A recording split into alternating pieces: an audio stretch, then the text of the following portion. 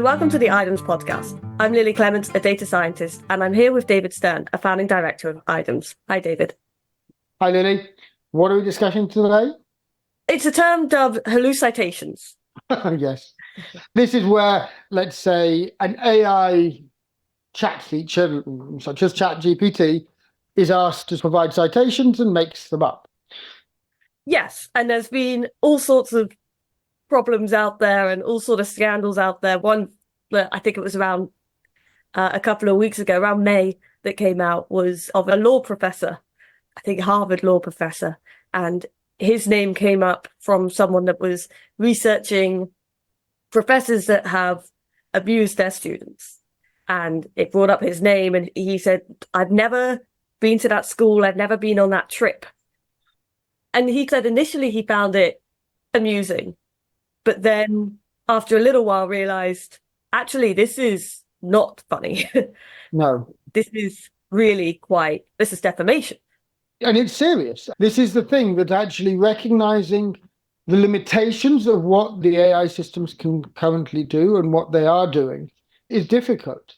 And people are using them now in ways where they haven't really been trained in that way. I wouldn't expect them to work that well in that way. It's not that they couldn't necessarily, but they might need to be designed differently to be able to do so. By this, do you mean the large language model, your generative AI? Do you mean they're not trained that way, or do you mean the individuals using it? Oh, good question. I was referring to the large language models. But of course, there is an element about how you train people to use it effectively and responsibly. And I think that's something which is going to be changing so fast as the capabilities of the models change. I think one of the things to bear in mind is that the simple large language models, and that's a rather silly thing to say because they're not simple at all, but just using something like ChatGPT, it's trying to author something which you want to read, which looks like something you want to read, because that's what it's trained to do, Yes. To look like things you want to read, but it's not understanding. There's no depth of understanding on what it's saying. Absolutely. I mean, this for me is where actually using stuff like ChatGPT or Gemini or whatnot and seeing its imagery on it really shows to me that lack of depth. Yeah. Because it's so easy to see a bunch of text and to be blown away by it. But for me, it wasn't until I started using it for images that I realized, okay, yeah, no, you are not listening to me. Or this looks so impressive. This image that you've made, this text that you've produced looks so impressive, but actually this doesn't mean anything. Exactly. And this is the thing, that actually to get that meaning, there are people who are working on solutions where that meaning is important. One of my favorite examples of this was people who are looking to build maths tutors using AI, where they found that if they tried to get the feedback directly using the AI, it didn't work very well. But if they tried to use the AI to get the results and then use the AI and the results to try and say, how should you communicate these results? They got much better results. They actually got better communication. So 2 layers, this is like actually thinking before you speak. Yeah. Rather useful skill for a human, let alone an AI. And I not on the same level. I'm not using it for maths tutoring or any tutoring. But for me, when I do use it, sometimes I do have to break down the problem, because then it does give something a lot more coherent. I know many people that use it for getting information out there, and it is very convincing from how it looks. It lays things out so nicely, but it's when you actually read those details that you don't see that depth. And if you even ask it for citations, which I know you can get citations on the paid version, I don't know if you can on the free version, so on ChatGPT 3.5, but on GPT-4 you can. And actually, it gives you convincing citations. It gives you an author name and paper. But if you go and look that up in Google Scholar or wherever, that paper does not exist. Sometimes it does. Sorry, sometimes it exists. I've been surprised as to how often it doesn't. And I guess the key point is that it's not impossible to design a system where it would always exist. But that's not how these systems are being designed. This is the point. That there's a whole lot of work which needs to be done to be able to ensure that. So is that technically possible given where we are? Yes. Is that what the people developing it are prioritizing? No. And this is part of what we need to worry about as a society. There are choices being made for which we as a society are bearing the consequences, where if we were to actually have objective choices, we might choose differently as a society. And this is something where those power dynamics about who's choosing what to prioritize in terms of the development is such an interesting question. I don't have any good answers to this, but I am pretty convinced that the sort of equity model where you're asking for $7 trillion, which you're then going to get a return on investment, that's going to lead to a prioritization, which is about using AI to extract money from people who have it, because they need to pay back that money. They're getting an investment. They need to get a return on that investment. And so therefore, elements of thinking about how do we want the AI development to really happen? Who do we want to be at the forefront of this? Where should that money be coming from and how should it be coming? These are all really interesting and difficult questions. But out of interest, so we've got like these defamation cases, the one that I mentioned about the law professor, but there's countless others. There's a mayor in Australia who came up in an article that said in the 2000s, I think it was that he went to jail for something and he never did. And, knowing about these defamation cases, why is that not an incentive to then sort out the citation issue? It's a matter of money. The point is, how big are those lawsuits going to be? Okay. They need to be enormous to make it a priority because it's an expensive thing to do. If it's in the tens of millions that they have to pay out for a few defamation cases, that's probably not going to be enough. Start getting into the billions and maybe it's worth putting the investment in. If those lawsuits were in the trillions, then suddenly $1 trillion would go a hell of a long way to actually making sure that these models are actually more responsible. These are the sort of things where it's insane to think that there should be that. But the idea of a class action lawsuit, which takes these false statements coming out and says it's irresponsible to be doing this, maybe that's the only way to actually get big tech to prioritize this. If the power balance is between big tech and the law, then the law is going to have to get pretty big because big tech is getting huge amounts of money for this. And so they won't prioritize it unless it hits them where it hurts, which is in the bank balance. I'm not advocating for this. No. I want to be clear that I'm just trying to give a perspective of it doesn't make sense to prioritize it financially unless that cost of those defamation suits is enormous. Sure. So I guess I want to understand the systems a bit more. Maybe you don't know the answer, or maybe you have a theory as to why this is happening, but how does it make up citations? How is this happening? Because my understanding of what I thought was it would like trudge the internet, trudge all these cases, and so therefore it can flip through all of those cases that exist. You've made an important distinction. It is trudging the internet, it's not trudging the cases. To trudge cases and actually identify cases and just be limited to that data, that would be a different design. And that design, that's a smaller data set.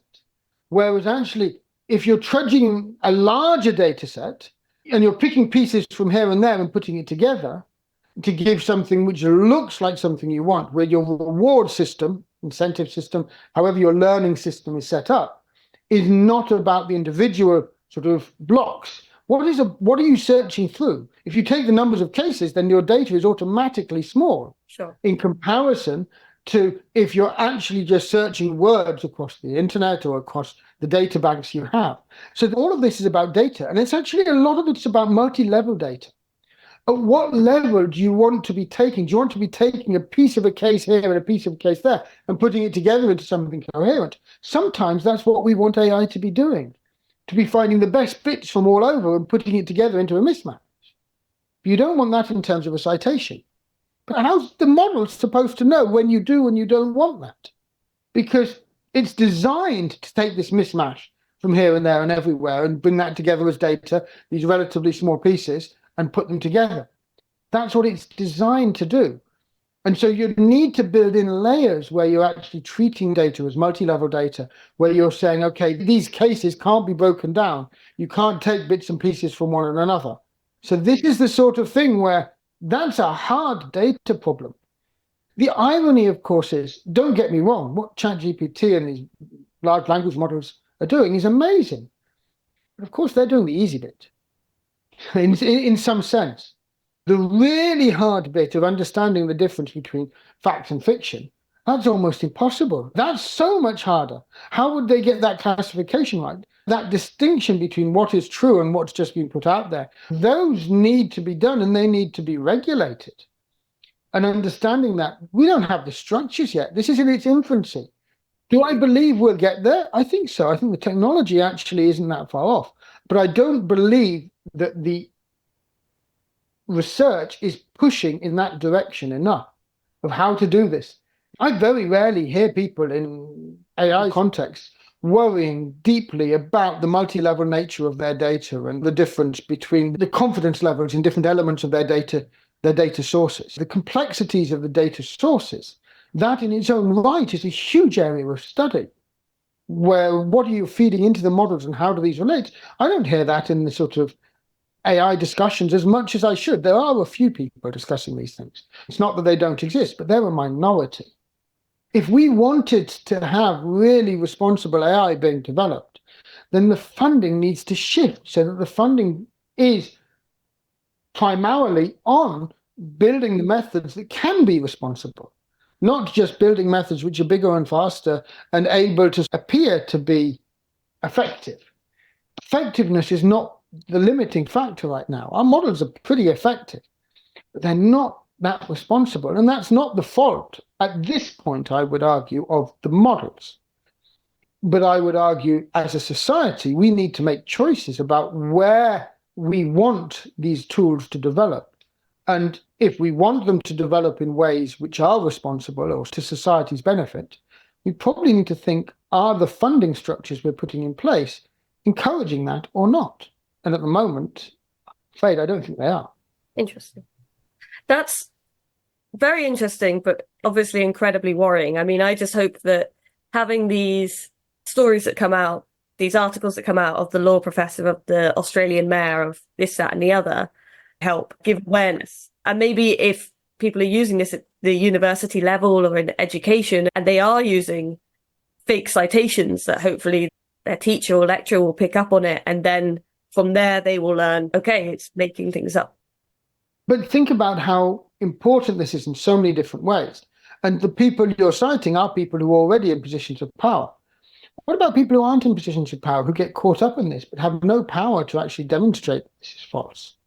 This is the sort of thing, the consequences on our society, we have no idea right now. I'm not trying to make it even worse or even scarier, but it is something where at the moment we're playing catch up to try and be responsible. As you say, these instances are coming out which are highlighting, of course, this is ridiculous and this has got out of hand. This was going to happen. There's a question of should we have been more responsible before it happened, or should we be responsive to when it happens?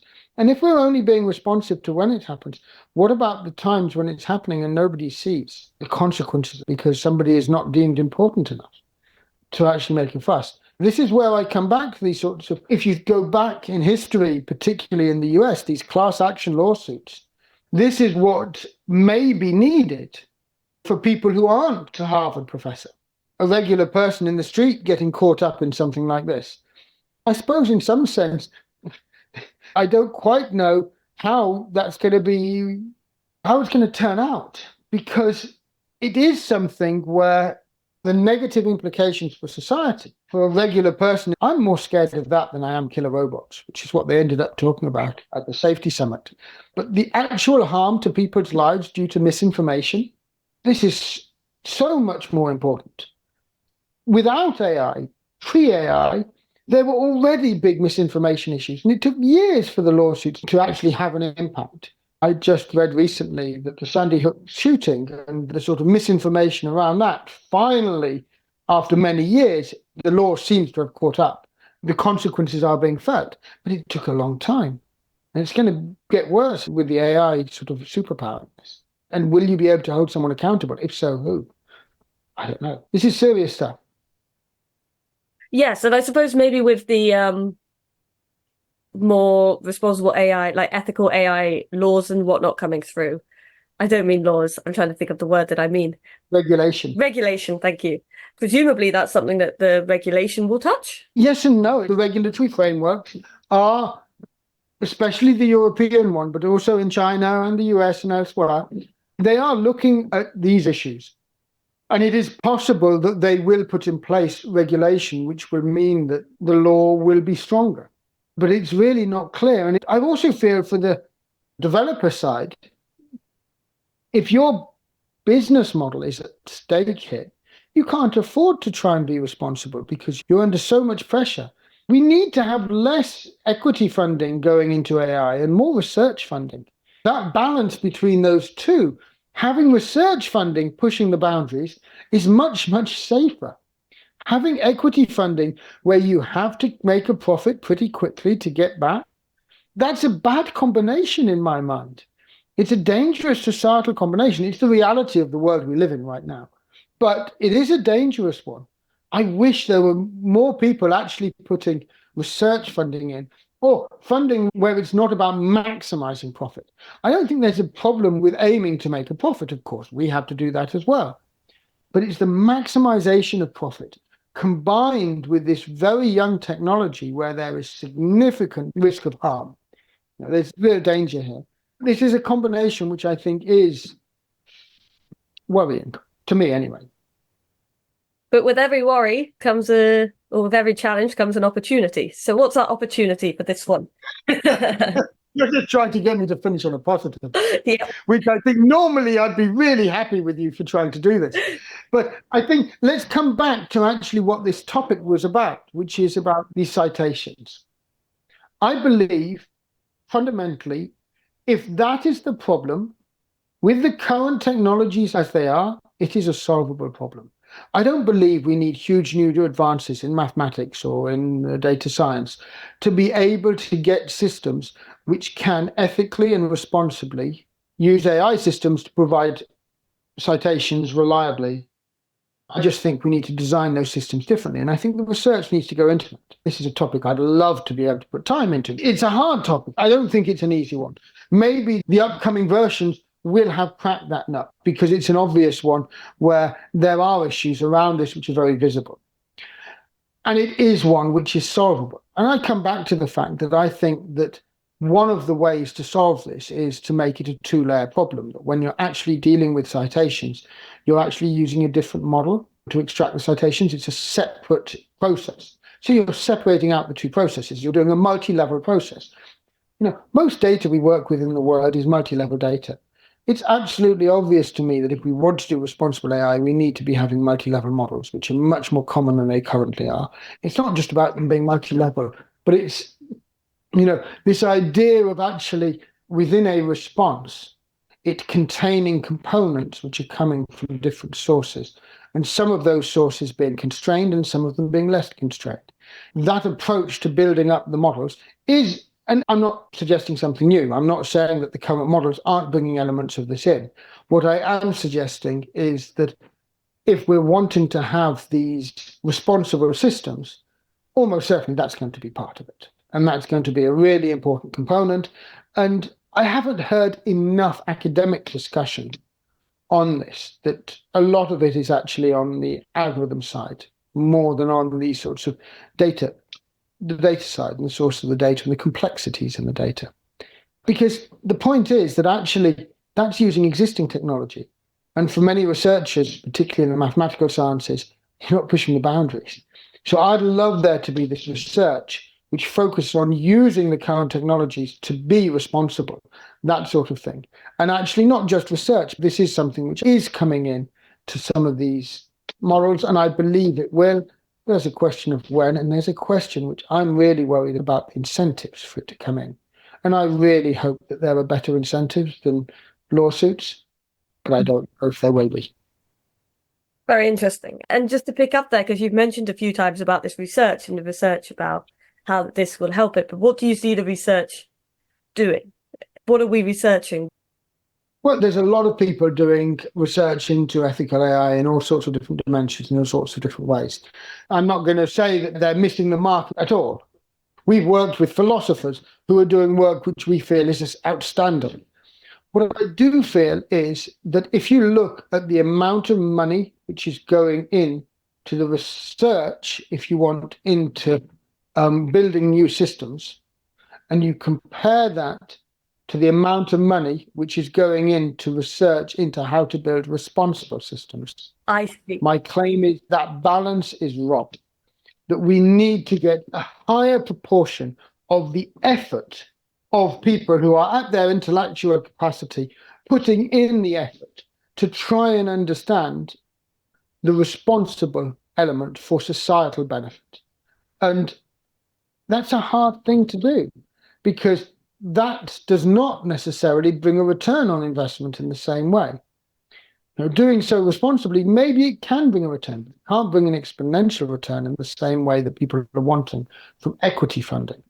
I'm not against investment as an approach to get this, because that is where you get orders of magnitude of money which are bigger. What I'm worried about is that combination of equity investment looking to maximize profit with the fact that almost inherently excludes the responsibility angle. It's that money is not going into the responsibility, and therefore it's disproportionately moving technologies ahead without balancing it out with people who are thinking deeply, who are engaged intellectually with trying to ensure that responsibility. Now, I want to be absolutely clear here. Many corporates are interested and engaged in the responsibility of the ethical AI space. So this is a big space. And I'm not trying to diminish those efforts at all. I'm just trying to say that in my observation, there is an imbalance. From a mathematics standpoint, the underlying research that's going on, what's ironic, of course, is that those researchers are not researching the problems that really relate to the necessities about responsibility, partly because it's not breaking new ground. It's often using the tools that are already available.